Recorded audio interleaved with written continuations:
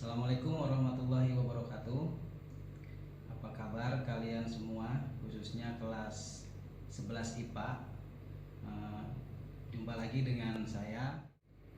Kali ini kita akan mempelajari mata pelajaran fisika kelas 11 IPA dengan materi fluida dinamis. Sebenarnya materi ini sudah kalian dapatkan lewat Jabri, lewat handphone, lewat grup WA, sudah Bapak share dan sebagian besar dari kalian sudah mengerjakan tugasnya. Akan tetapi Bapak menganggap perlu untuk menjelaskan materi ini kembali supaya kalian dalam menghadapi PTS dalam hitungan hari kalian dapat menguasainya dengan baik. Baiklah, pelajaran kali ini dengan materi fluida dinamis ini terdapat pada KI 3.3, yaitu menganalisis sistem kerja fluida dinamis baik pada aliran air pada pipa maupun aliran udara pada pesawat terbang atau pada sayap pesawat terbang. Karena itu mari kita mulai dari penjelasan dari awal. Materi kita kali ini adalah fluida dinamis kelas 11 IPA. Kalau dari definisi seperti yang kita tahu, fluida dinamis. Apa sih fluida dinamis? Fluida dinamis adalah sistem kerja pada fluida, di mana fluida itu adalah cairan dan gas. Jadi kalian harus ingat bahwa yang namanya fluida itu bisa berbentuk cairan, bisa berbentuk gas. Semisal pada air yang mengalir pada pipa atau aliran aerodinamis pada sayap pesawat terbang. Jadi merupakan bagian dari fluida dinamis itu adalah bisa berbentuk cairan, bisa juga berbentuk gas. Sekarang kita yang pertama, fluida dinamis berbentuk cairan. Kita sebut saja A. Fluida pada aliran pipa beda luas penampang. Maksudnya begini. Ini misalkan sebuah pipa yang di sininya besar, bagian ini besar, kemudian pipa itu mengecil. Yang di sini besar, di sini kecil. Kita sebut saja bagian yang besar itu adalah bagian 1 dan bagian yang kecil adalah bagian 2. Nah, pada kondisi pipa seperti ini maka berlaku pada gambar di atas berlaku hukum Q1 sama dengan Q2. Artinya debit air yang di sini di bagian ke-1 dan di bagian kedua itu nilainya sama. Karena air tidak mungkin kurang karena tidak ada yang bocor. Kecuali ada yang bocor di sini, maka nanti Q1 lebih besar daripada Q2. Apa sih Q1 dan Q2? Q1 dan Q2 itu adalah debit air. Q itu adalah debit air dengan satuan meter kubik per skor. Artinya dalam 1 detik air itu mengalir sebanyak 1 meter kubik. Dan berlakulah hukum Q sama dengan V dikali A. V dikali A. Apa itu V? V adalah kelajuan aliran. Sama kalau kalian misalnya ada kamu naik motor, naik sepeda itu ada kelajuannya. Air juga begitu. Jadi V itu adalah kelajuan aliran. Satuannya meter per sekon, kecepatan aliran. Kemudian yang A itu adalah luas penampang. Ini loh bagian luas penampang. Ini adalah luas penampang. Ini berbentuk lingkaran, namanya pipa berbentuk lingkaran. Ini juga lingkaran, luas penampang. Satuan dari luas penampang adalah meter kuadrat. Ini materi yang pertama. Materi yang kedua yaitu fluida dinamis pada sayap pesawat. Jadi anak-anak sekalian perlu diketahui bahwa yang namanya fluida itu ada berbentuk cairan, ada yang berbentuk gas. Yang kedua ini kita mempelajari berbentuk gas, yaitu udara yang mengalir pada sayap pesawat. Kita lihat sini ya. Fluida dinamis pada sayap pesawat. Bapak gambarkan biar gampang. Ini gambar sayap pesawat. Ini diambil dari samping. Bukan pesawat itu bukan dari atas, dari belakang atau dari depan, bukan. Ini adalah gambar sayap pesawat dari samping, bukan dari depan, biar kamu nggak bingung ya. Ini bukan badan pesawat, tapi ini adalah sayap pesawat. Sayap pesawat ini diambil dari samping, maka ketika dia bergerak ke depan ke arah sini, ini saya kasih arah ya, ini arahnya ke sini. Maka ketika ini bergerak maju, nanti akan ada aliran udara yang mengalir. Aliran udara yang mengalir. Semakin kencang, maka aliran mengalir juga semakin cepat. Contoh begini. Pada saat kalian naik mobil dengan kecepatan tinggi, tangan kalian keluarkan di pinggir jendela.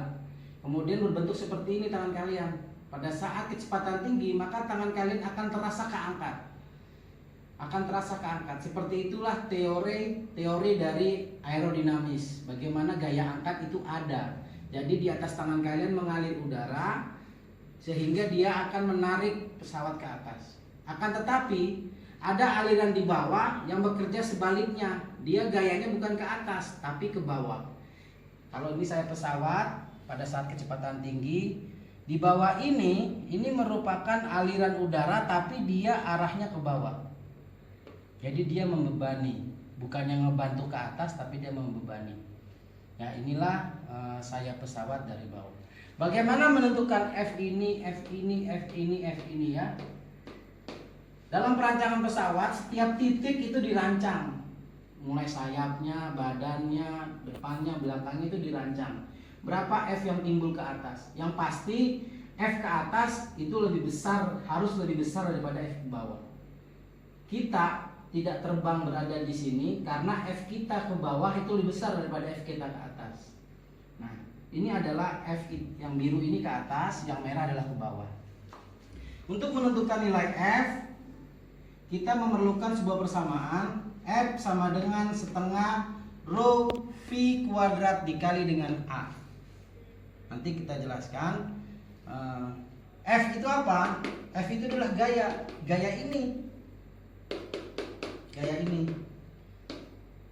F sama dengan gaya, satuannya Newton.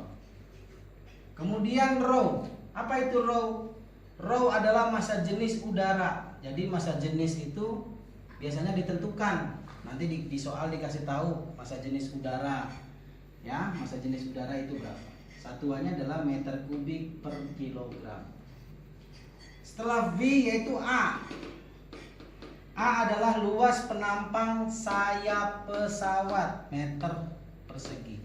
Jadi luas sayap pesawat itu dihitung berapa luasnya, karena dia bisa menentukan nilai dari F. Tentunya semakin besar pesawat, sayapnya memiliki gaya angkat semakin besar. Ya, ini tadi materi dari fluida dinamis pada sayap pesawat. Yang ini adalah yang atas bagian A, fluida pada aliran pipa yang berbeda luas penampang seperti pada gambar.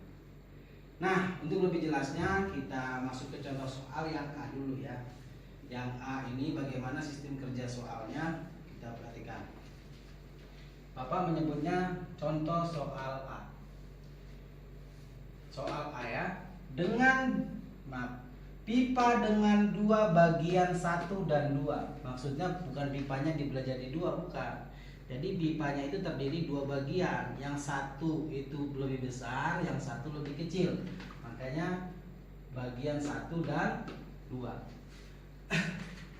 Mengalir aliran air. Jadi dalam pipa itu mengalir airnya dengan kelajuan air pada pipa 1. Pada pipa 1 berarti mana? Sebelah kiri. Ya, sebelah kiri ini pipa 1. Kemudian pada pipa 1 adalah 5 meter per sekon. Artinya kelajuan air pada pipa bagian pertama itu adalah 5 meter per sekon. Kalau Bapak gambar seperti ini ya. Soal ini kalau digambar kira-kira seperti ini. Sama seperti yang contoh soal, materinya sama. Di sini adalah V1. Kenapa kita sebut V1? Karena terjadi pada bagian yang pertama. V1 memiliki kecepatan yaitu 5 meter per sekon. Ya, kemudian di sini akan mengalirkan V2. Ya. V2, tentunya luas ini berbeda. Ini lebih luas dan ini lebih sempit. Ya. Kemudian kita dapat bisa jawab, perhatikan. V1-nya 5 meter per sekon, V2-nya itu yang ditanya. Berapakah V2-nya? Kemudian jika luas penampang 1 adalah 4 kali dari penampang 2, maksudnya yang di sini itu 4 kali lebih luas daripada penumpang yang pertama. Ya. Jadi ini kalau misalnya saya sebut contoh, di sininya 2, di sininya berapa? 8. Kalau di sininya 1, berarti di sininya. Untuk lebih mudahnya secara empiris, mari kita bahas supaya kita bisa menentukan berapakah aliran V2 ini, berapakah aliran kecepatan air yang mengalir pada pipa yang lebih kecil ini. Ya, oke, saya tulis. Diketahui, kita baca soalnya kembali. Apa saja yang diketahui dari soal ini? Pipa dengan 2 bagian, 1 dan 2. Oke. Mengalir aliran air dengan kelajuan air pada pipa pertama. Catat, garis bawahi, pada pipa pertama adalah 5 meter per sekon. Berarti kita sebut V1 sama dengan 5 meter per sekon.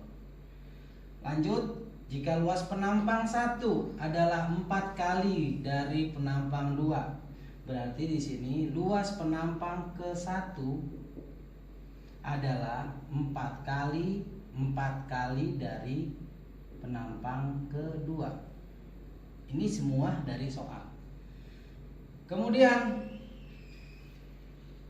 maka aliran pada pipa kedua berapa? Berarti yang ditanya adalah aliran pada pipa kedua itu berapa? Oke, kita lanjut ke sini. Kita jawab. Perhatikan. Ketika ada gambar seperti ini, maka berlakulah rumus Q1 sama dengan Q2. Ini Bapak lupa kasih kotak ya. Q1 sama dengan Q2. Artinya debit air pada yang pertama itu nilainya sama dengan debit air yang kedua karena nggak ada yang bocor. Tapi nanti ada juga soal yang mengatakan terjadi kebocoran, itu udah tingkat tinggi soalnya. Nanti kalau suatu saat kalian masuk fakultas teknik, kalian akan belajar itu. Ya, belum bercabang.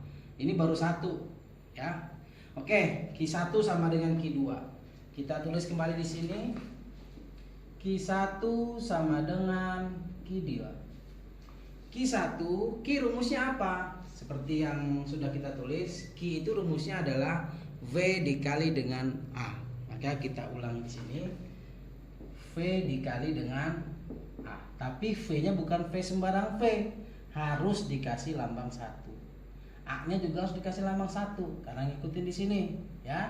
Yang Q2 berarti sama, V dikali dengan A. Cuma ada lambang 2-nya. Oke. Berikutnya kita masukkan nilai-nilai V1, A1, V2 dan A2. Yang ada aja, yang tidak ada nggak usah kita masukkan ya. V1 berapa? 5 meter per sekon. Karena satuannya sudah meter per sekon, jadi kita nggak perlu lagi rubah. Nanti ingat kalau ada soal ketemu sentimeter per menit, ya dirubah jadi meter, bawahnya jadi detik, ya. Jadi di sini tulisnya 5 dikali dengan A1. A1 berapa? A1 itu adalah 4 kali dari A2. Jadi 4 dikali dengan A2. V2 itu yang ditanya. A2-nya tahu nggak? Oh, ternyata A2-nya nggak tahu. Kalau nggak tahu kita tulis aja. Nah, kemudian berdasarkan hukum matematika bahwa pada perkalian dapat dibagi, jika sebelah ruas sini dibagi dengan bilangan yang sebelah kanannya yang sama, maka dia tidak merubah nilai. Ini saya bagi dengan A2. Sebelah sini saya bagi A2, sebelah sini dibagi A2. Ketika ini dibagi A2, ininya coret.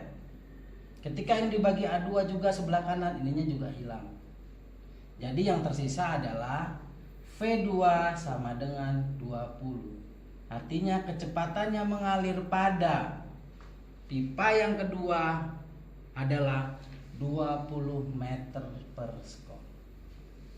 Jadi dia mengalir, airnya mengalir itu 20 meter per sekon. Nah, jelas lebih cepat daripada hasil analisis kita menyimpulkan bahwa ternyata semakin sempit alirannya lebih kencang. Sama saat kalian misalnya menyempitkan pada sebuah air selang, kamu sempitkan, kemudian disemprotkan, itu alirannya lebih kencang. Ya, itu teori dasarnya dari seperti ini. Suatu saat mudah-mudahan kelas 11 IPA ini ada yang keterima di Pertamina misalnya. Dia bekerja di di perusahaan pengeboran minyak. Terus dia bikin pipa di bawah tanah. Ini berlaku hukum seperti ini. Ya, mudah-mudahan di antara kalian dapat bekerja di sana. Nah, ini nanti akan kalian buka-buka kembali. Nah, jadi dapat disimpulkan bahwa semakin sempit dari luas penampang akan menghasilkan kecepatan yang semakin kencang pula. Kalau kecepatannya kencang, otomatis dayanya juga lebih kencang. Ya, saya kira kita sudah mendapatkan hasilnya bahwa kecepatan pada bagian kedua adalah 20 meter per sekon. Berikutnya, fluida dinamis pada sayap pesawat. Jadi anak-anakku sekalian, pesawat itu harus dihitung supaya dia bisa terbang, itu gaya angkat yang mungkin bisa ke angkat itu berapa. Ya, jadi semua harus dihitung. Yang pasti rumus yang ada di materi kita adalah F sama dengan setengah rho V kuadrat dikali A. Ya, nanti tadi Bapak sudah jelaskan di awal bagian-bagian dari ini semua maksudnya apa.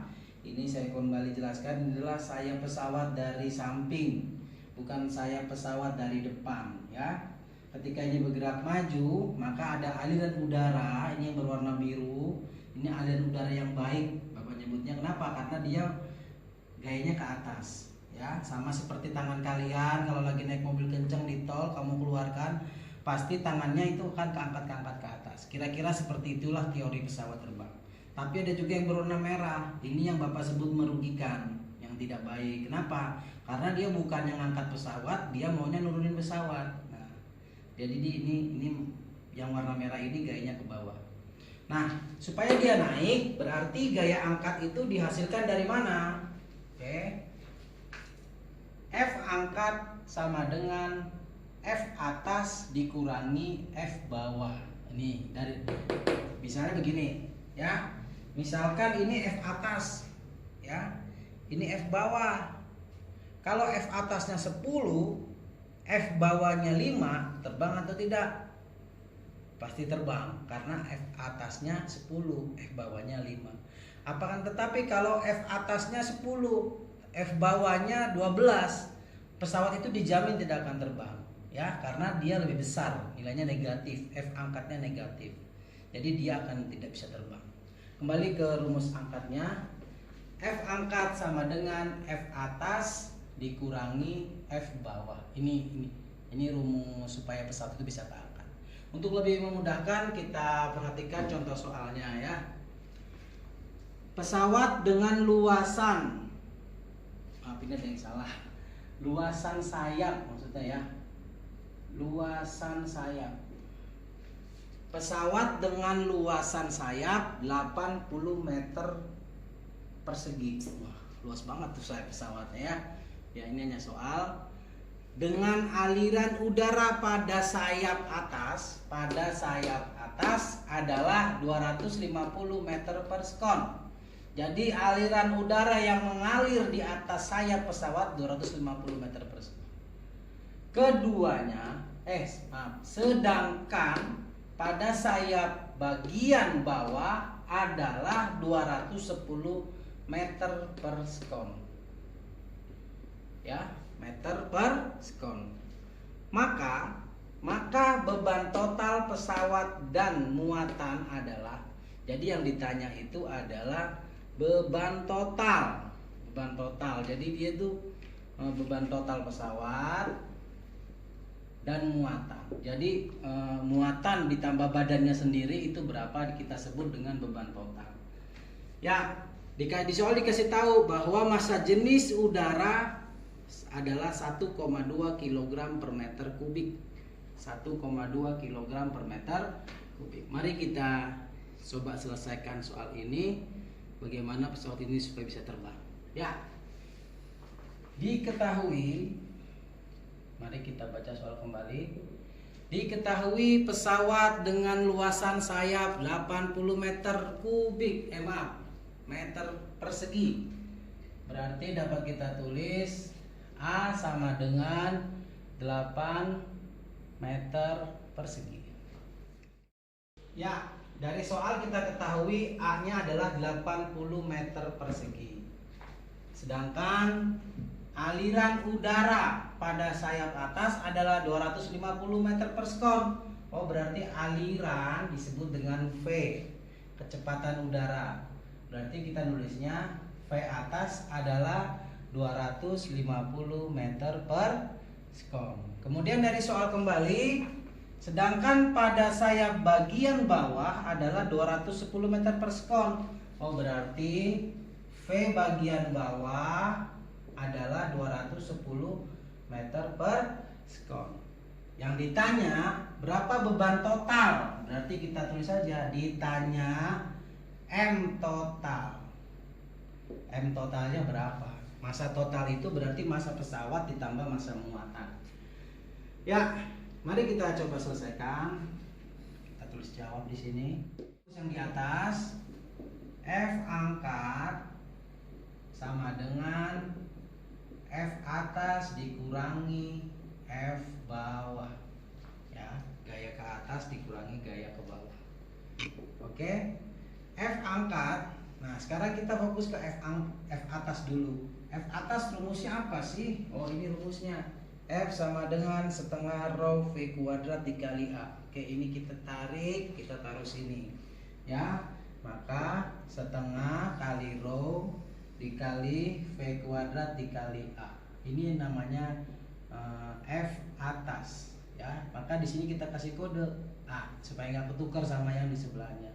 Sekarang F bawah, rumusnya sama, berarti kita bikin ulang setengah rho V bawah kuadrat dikali dengan A. Nah, kemudian ini baru kita dapat selesaikan. Di dalam matematika, kalau kamu pernah belajar matematika ketemu dengan misalnya begini ya. Ini contoh aja biar ulang di matematika kamu ingat.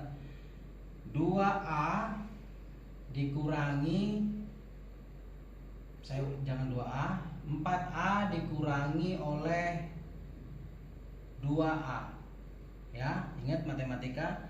Berarti kalau ada 4A dikurangi 2A itu kan hasilnya kita tahu hasilnya 2A. 4 ayam dikurangi 2 ayam, berarti hasilnya 2 ayam. Cuma bagaimana sistematika pengerjaannya? Jadi 4 dikurangi 2 dikali dengan A. Berarti 4 dikurangi 2 adalah 4 dikali 2 adalah 2. Ini Bapak hanya mengulang di matematika ya. Ini juga berlaku sama. Dengan dasar yang seperti ini kita dapat mengerjakan. Itu adalah setengah rho dikali VA dikali dengan A, setengah dikali rho VB kuadrat dikali dengan A. Maka dapat dikeluarkan karena ini memiliki nilai yang berbeda. Ini kita taruh di dalam satu tempat. Berarti setengah berdasarkan yang ini ya, yang tadi ini, yang berbeda itu kita kurungkan. Ini kan 4 sama 2 berbeda. Kita jadiin satu, yang sama, ini sama, kita taruh luar. Berarti ini kita taruh luar, setengah rho dikali A, buka kurung, VA kuadrat dikurangi VB kuadrat. Jadi setengah rho A itu sama nilainya, kita taruh di luar. Yang berbeda kita kumpulkan juga sama yang berbeda. Kemudian baru kita masukkan nilainya, setengah dikali 1,2 karena rho-nya itu 1,2, A-nya adalah 80, VA kuadrat, VA-nya itu berapa? Tadi 250. Berarti 250 kuadrat dikurangi 210 kuadrat. VB-nya 210. setengah dikali 1,2 dikali 80. Silakan hitung berapa. Ya, kita hitung setengah dikali 1,2 kali 80 ini berapa. Ternyata hasilnya adalah, kalau Bapak udah 48 ya. Kemudian 250 kuadrat berapa? 250 dikali 250 itu adalah 62.500 ya. 62.500. Kemudian 210 kuadrat. Berapakah 210 dikali 210? Yaitu 44.100. Kemudian 48 62.500 dikurangi 44.100 itu berapa? Nah, ini diambil ini dikali dengan 48, dia akan memiliki nilai 883.200 Newton. Ini adalah gaya angkat. Yang kita cari bukan gaya angkat, yang kita cari adalah massa total berapa. Ingat pelajaran SMP dulu ya. Dengan massa dikali gravitasi. Ya. F-nya berapa? 883. Kita tulis di sini. Massanya berapa? Massanya itu yang ditanya. Gravitasinya, nah gravitasi kita bulatkan aja 10, maka M adalah berapa? Berarti 88320, karena ini 10 udah coret ya. Jadi masanya adalah 88.320 kg. Berarti pesawat beserta penumpangnya beserta muatannya semuanya nggak boleh lebih dari 88.320 kg. Saya kira demikianlah pembahasan soal aliran fluida pada berbentuk gas. Mudah-mudahan bermanfaat buat kalian dan juga buat sekolah kita. Dan jangan lupa kalian untuk tekan tombol like, subscribe, and komen di bawahnya. Terima kasih. Wassalamualaikum warahmatullahi wabarakatuh.